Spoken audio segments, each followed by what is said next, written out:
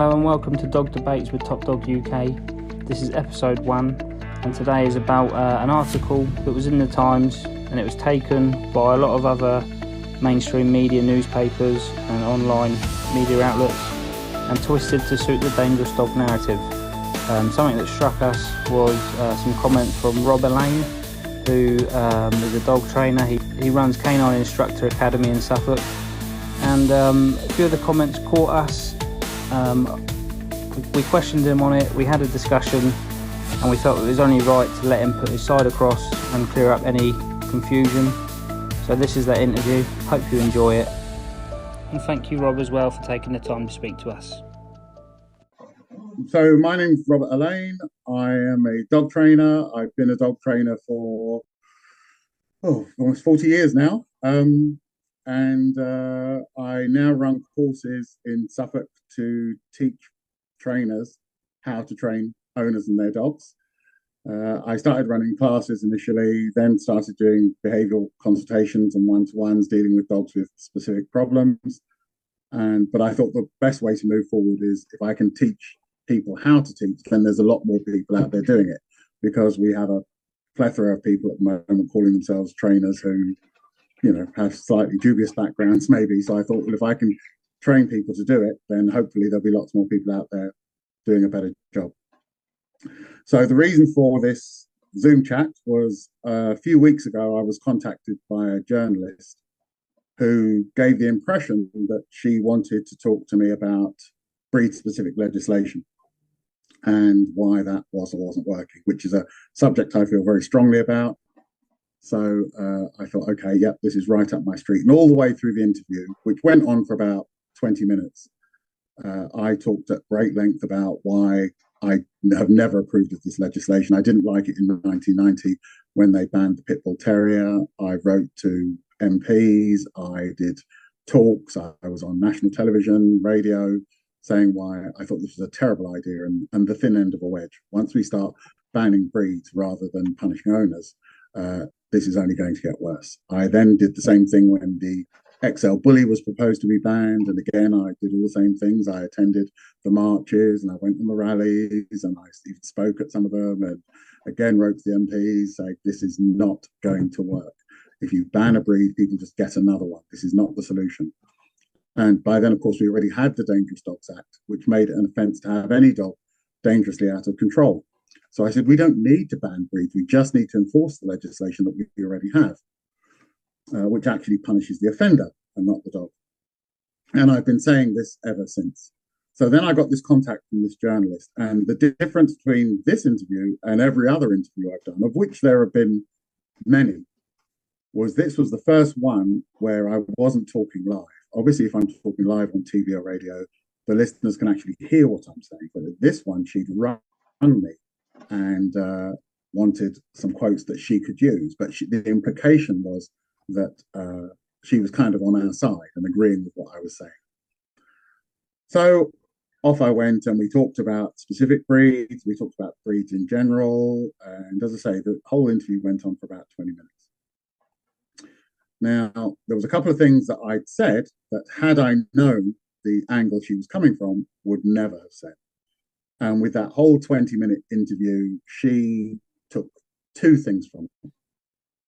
The first one was she'd asked me what a Canis Corso looked like. What sort of dog was it in appearance?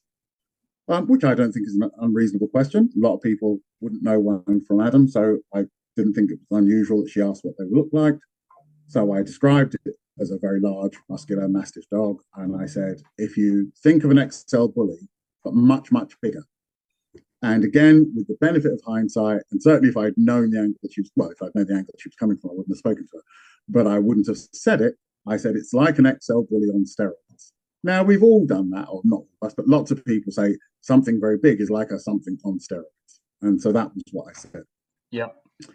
So she asked me that, and that was the answer that I gave, which I did say. Later on, she asked about them being dangerous and whether or not they're dangerous. And I explained that any dog is potentially dangerous. A small dog is dangerous. A large dog is dangerous. There was a thing in the news a couple of years ago where Jack Russell killed the family's baby. Try telling them that a small dog isn't dangerous. So I said any dog is potentially dangerous, but obviously the bigger the dog is, the more damage it can do in less a short space of time. So I said obviously larger breeds are more dangerous that way than smaller breeds. But I said any breed can be dangerous, large or small. But I did say that if somebody with criminal intent took a large breed, such as a Cane Corso, and meant to teach it to be violent and dangerous, I said, absolutely, this dog could be a killing machine. Now, I was referring very specifically to a single dog.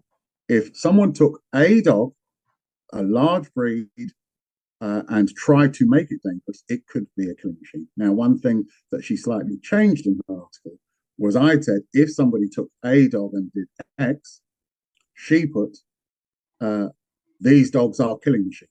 So she referred to them in the plural, which is not what I'd said at all. But obviously, if she'd referred to a singular dog, that wouldn't have worked for her article. So she put an S on them and said that Cane Corsos are killers. And you notice she made the comment really short because she had to take out all the wording that I'd said around it about dogs in general. So she just took the bit, Cane Corsos are killing machines, which is not what I'd said. So from the whole 20-minute interview that we did, these were the only two pieces of information that she referred to in this article. And of course, not surprisingly, people went mad. And I absolutely, let me make it clear, don't blame anyone who got really angry. Because if I'd read that, I'd have got really angry. Because why wouldn't they believe that's just what I said? I would like to have thought that people would have looked at the back catalogue of all the stuff that I've put out there. If you look at my YouTube channel, it's got videos where I've criticized this legislation, where I said that I didn't think the ban on pit bulls was going to work and XL bullies was going to work and all that stuff. But no, of course, people read it and of course they got very angry. I think, Rob, I was like that. I saw the article, I Googled, obviously you come up and I come straight to you.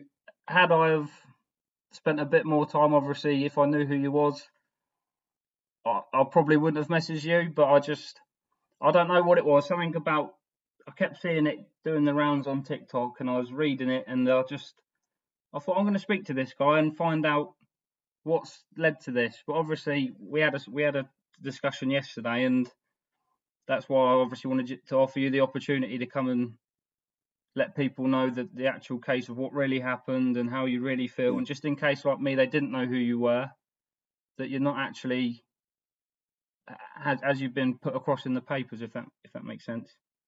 Yeah, well, listen, as I say, I completely get it. I absolutely understand why people went mad because it appeared that I was just being really disparaging about this particular breed of dog. So I get why people are saying it. Lots and lots of people got in touch. Some people got in touch and asked me and just said, can I ask you about that, as you did? Can I just ask you about these comments you made? And I did my best to clarify and clear it up for those people. And then some people didn't ask me anything. They just sent me emails going, you're a monster and you're evil and you're a dog hater and da da da da da. And I kind of just let those go because I thought, okay, well, they've already kind of made their minds up. I put up, somebody put up a post on Facebook, the first one that I saw, and tagged me in it so that I would see it. And I then shared it to my page. So I thought, I want people to be able to see the kind of conversation. And I explained in that post what I had actually said. But I think this was kind of too soon. Everybody's ganders were up, people were fuming, and it didn't really matter. They were still just like, yeah, well, you're probably lying or you're just trying to cover your back. And anyone who knows me knows I'm really not that guy. I've always been somebody who kind of tells it like it is. And if people don't like it, that's absolutely fine. So then I shared a video about it and again reiterated what I'd actually said. And then people have started to kind of take on board that, well, maybe he didn't say. And of course, it goes both ways. On the one hand, we all know kind of what the press are like. You have to take what you read in the press with a pinch of salt. Yeah. But then by the same token, we can read something and get really, really angry and upset about it without considering the possibility that it might not be entirely accurate. And of course, lots of people have said that I should try and get a retraction. Well, of course, I won't get a retraction because what they'll say is, yes, but what you said is true. You did say that. What the reporter wrote, you actually did say. Yeah. We would retract it if it was wrong, but, well, bar the S you put on the end of killing machines. What you said, what she wrote is what you said. But of course, she was very careful about what she wrote to make sure that it gave the impression that I thought this dog was far more dangerous than it is. And anybody who knows the Cane Corso knows they're incredibly intelligent dogs. They are extremely trainable, which is both their blessing and their curse. Because in the right hands, they make fantastic dogs. They're very loyal. They are quite protective. They are suspicious of strangers. They're kind of a guarding, herding breed. So they're bred to keep their group together and keep everybody else out. But if you want to corrupt that and use that to your own ends, then yeah, you can make them as dangerous as any other garden or herding breed. German Shepherds have killed far more people than Cane Corsos have. Yeah. And yet we use those as guide dogs, police dogs, assistance dogs. It's nothing to do with the dog. It's to do with what you intend to use that dog for. So can I ask, Rob, has your business-wise, since the newspapers or stories, have you noticed, is there a difference at all have you had any customers that have come and said that they're unhappy, or because obviously they know you, I suppose existing customers probably haven't, but has there been any backlash on a business front from? No, it hasn't affected my business. As you say, most of the people that contact me already in some way, shape, or form know me. So I've had lots of people who said, I read it, but I didn't believe it. Because, as I say, I've been doing this for a very long time. The people who know anything about me know I'm extremely pro breeds. I don't discriminate against any breed. I almost had a Corso myself a couple of years ago, and it just didn't quite work out. But all of my dogs have been rescue dogs. Every dog I've owned has come from a rescue background. So I recognize and accept that there are dogs that bring different things to the table. So no, in terms of my business, it hasn't made any difference. Whether or not it's made difference to future business, I don't know. Whether there are people who might have contacted me who now won't, I don't know. But again, I to be honest, I don't have a problem with that. People should go wherever they feel comfortable with. And if they're not comfortable with me, they should go to somebody else that they do feel comfortable with. But certainly, no, I haven't seen any difference in my business. And one thing I would say is that there have been a lot of people who initially reacted very badly to it, who've been kind enough to contact me and say, okay, well, now that I've watched your video or I've seen the comments that you've put up, I'm sorry I was so kind of judgmental. And to all of those people, I've said, listen, I completely understand why you were. I probably would have been the same if I'd read it too. So no, hopefully what's happened is people have realized that this particular journalist had an agenda entirely separate to the one that I was given the impression that it was. And she would have written the article anyway. She only contacted me for quotes in the article she was already writing. She clearly already has an axe to grind about this breed or about dogs, I don't know. And I was just used as a tool to promote that agenda. Yeah. And and obviously you spoke about you rallied against the BSL and stuff before, but just an overall general take on that, Rob, while you're in here, how you feel about it, what could be done about it, or changes that should be made? Well, there's Section 3 of the Dangerous Dogs Act, as I say, makes it an offence for any dog to be dangerously out of control. And I actually think that potentially is quite a useful piece of legislation. I was actually a dog warden in 1990 when that act came in. And it then required me to seize illegal dogs. But because I was an animal welfare officer and I knew that any dog that I seized under that legislation was going to be destroyed, I'm not ashamed to say that 19 years of working there, I never seized a single dog because I was an animal welfare officer. My job is not to kill dogs that haven't done anything wrong. I've always thought right from day one, this is terrible legislation. You can't distinguish against a breed, or of course, as the Dangerous Dogs Act says, or a type, that means it doesn't even have to be a breed, based purely on its appearance. This is just, it's disgusting. It's like saying, well, black people have a reputation for being muggers, so, I should be put in prison now because I'm probably going to mug somebody sooner or later. You just can't go around like that. It's absolutely scandalous. And this to me is just breed racism. It really is. You can't judge an entire breed of dogs based on the behavior of one idiot who allows it to behave badly in a public place. So I've always been against it. I always will be against it. As the slogan says, judge the deed and not the breed. And I think to add other breeds to it will be just as big a failure as it has been so far. It's estimated, certainly in London, where I used to live, that there are more pit bull terriers now than there were when the legislation came in. There are more now. It hasn't worked. And now there are even less resources to spend on dogs than there were in 1990. So, If they weren't going to be seizing them now, they're not going to be seizing them in the future. So what's the point in having this legislation where you're trying to ban a whole breed? Just punish the indiscriminate people who do something wrong with any dog. And you don't need more legislation. It's just a knee-jerk reaction from the government to try and save them having to do too much work. Well, we'll just add another dog to the list. It doesn't work. We know that, which is what I was telling the journalist. Yeah, yeah.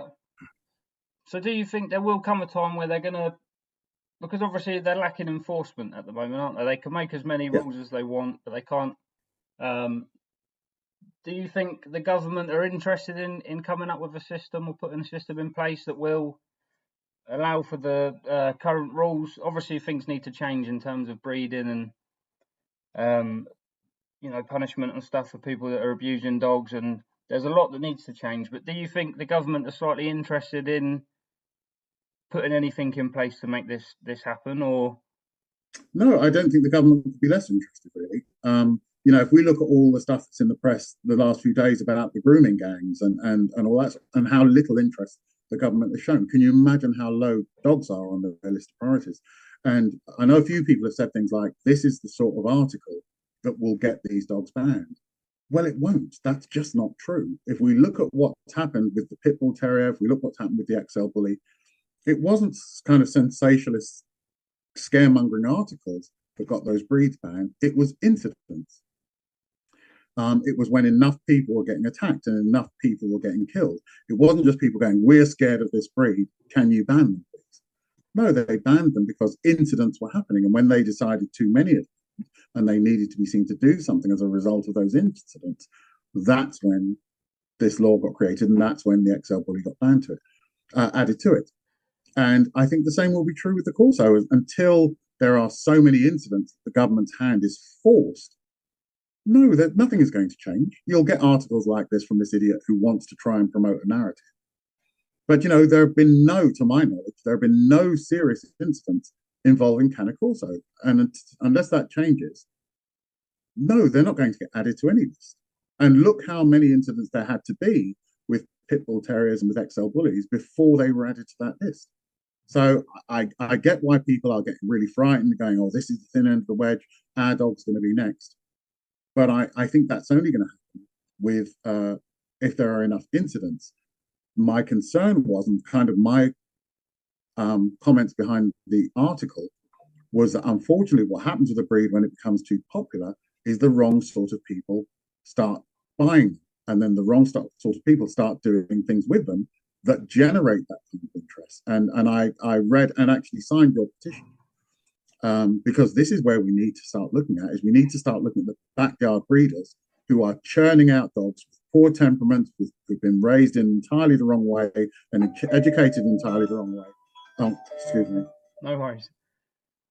And raising them and rearing them in entirely the wrong way. And that's what's causing these dogs to become dangerous. That's what happened with the XL bully. That's what happened with the pit bull terrier. And that's what would make the difference with the Cane Corso if enough idiots started buying them and then trying to make them dangerous and then selling more dangerous dogs to less intelligent, less able, less articulate people who would then screw them up. So unless that happens, I can see this getting worse. What we need to do is start controlling the people who are breeding these dogs. Not just Cane Corso, but any breed. Yeah, agreed. And I think everyone in here is agreeing with what you're saying, Rob, as well. Just to let you know, obviously, I know you can't see the TikTok side. Maybe you should consider joining TikTok though, because no one in here's had a problem. So it'd be easier. It'd be easier to speak to you again as well if you was on here. To be fair, listen, I'm getting too old for all this. I mean, I've joined Facebook, which I didn't even know what it was when I was joining it. I've joined Instagram, LinkedIn. I'm on YouTube. I can't do any more social media. I'm rubbish at it, and I'm not ashamed to say it. So yeah, I just can't get my head around joining another one. So I watch TikTok videos and things on my phone, but I don't really get it. Yeah.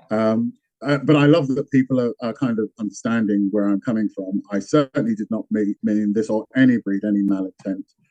And I'm hopeful that this will die a death. That as long as we continue to call out people who are being irresponsible with them, And as long as everybody else remains as responsible as they have been, which is why there have been no incidents with Corsi, that you know, this will blow over. This attempt from this journalist to create a scaremonger situation hopefully will blow over very quickly, and she'll realise she didn't get anywhere.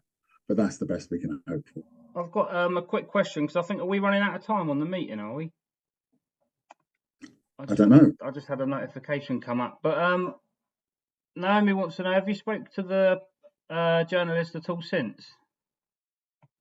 No, I haven't spoken to her because, to be honest, A, because I'm raging, B, because I've already been told that I won't get a retraction anyway, C, because I know she got exactly what she wanted.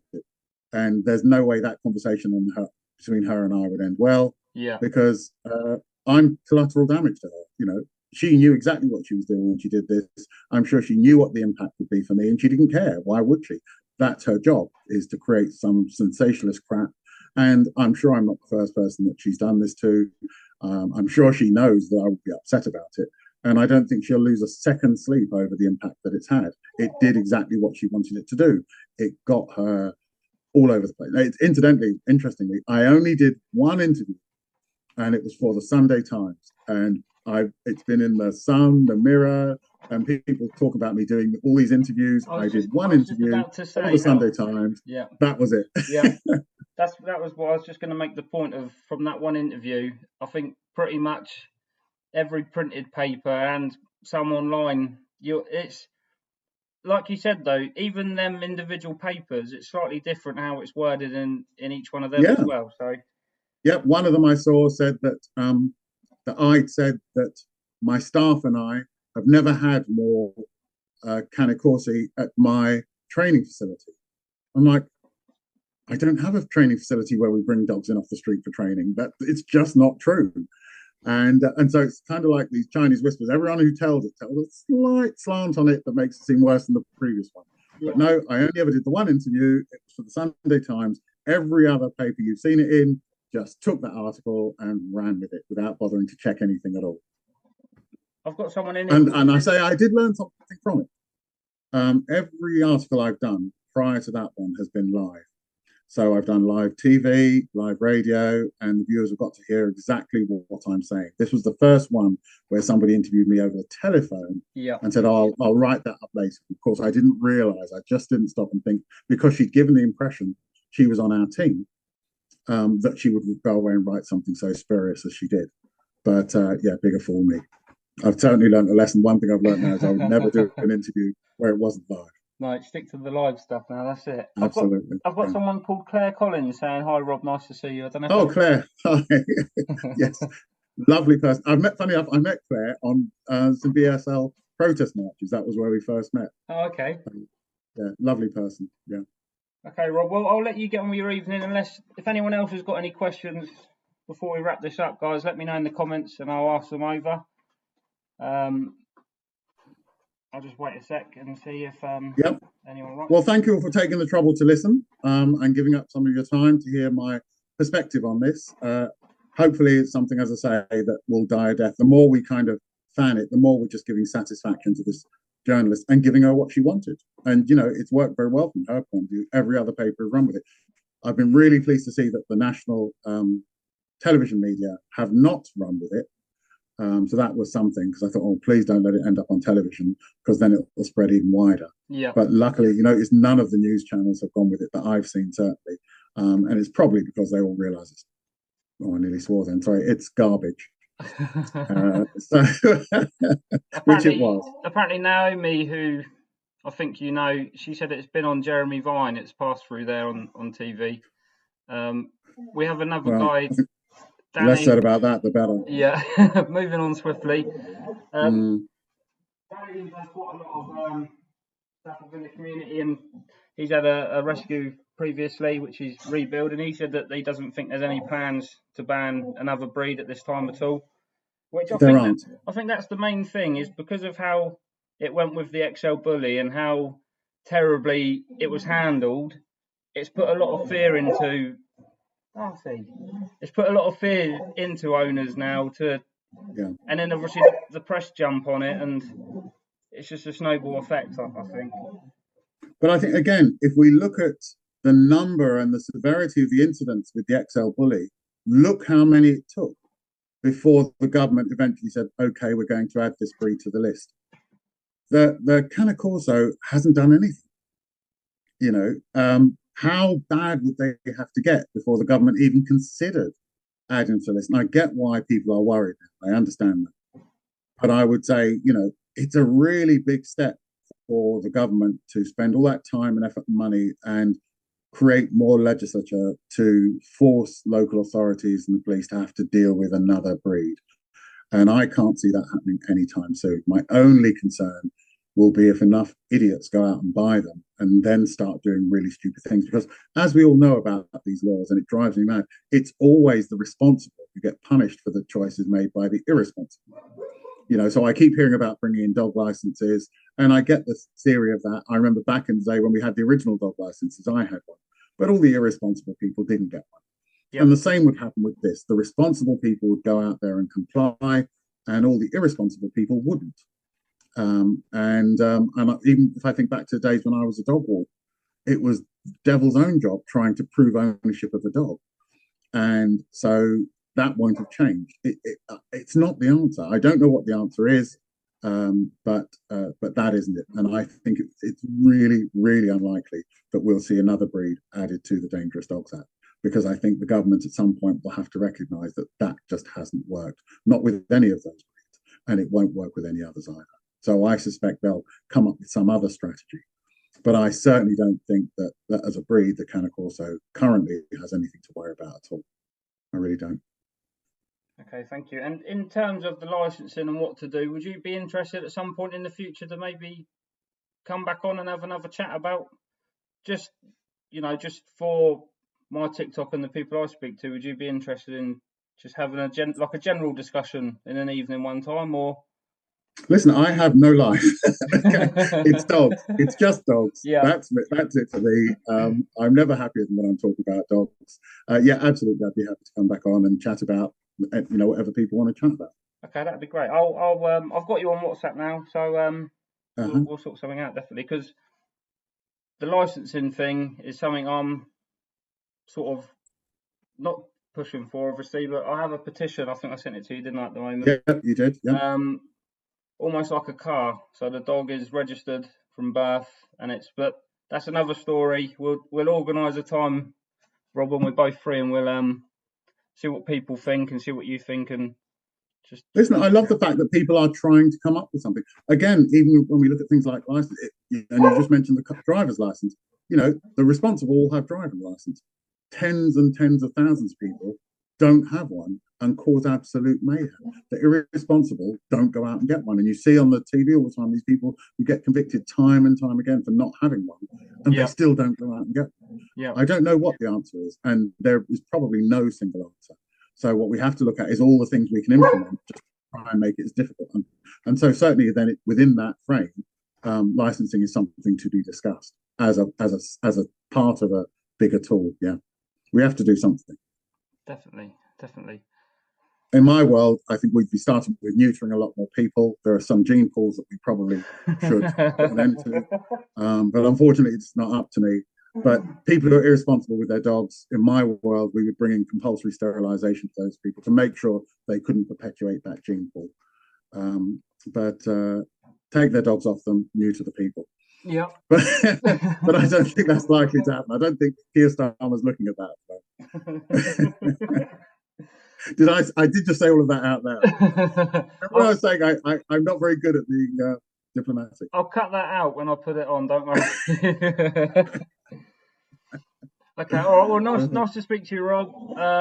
Thank you. We'll speak again. Thank you for giving me the opportunity. You're more than welcome. Everyone here is saying well done to you, and thanks for clearing it up. Thank you. Thank you. We'll talk again, definitely. Yep, we'll speak again. Thank you. Take care, everyone. Thank you for listening. Bye. Bye-bye.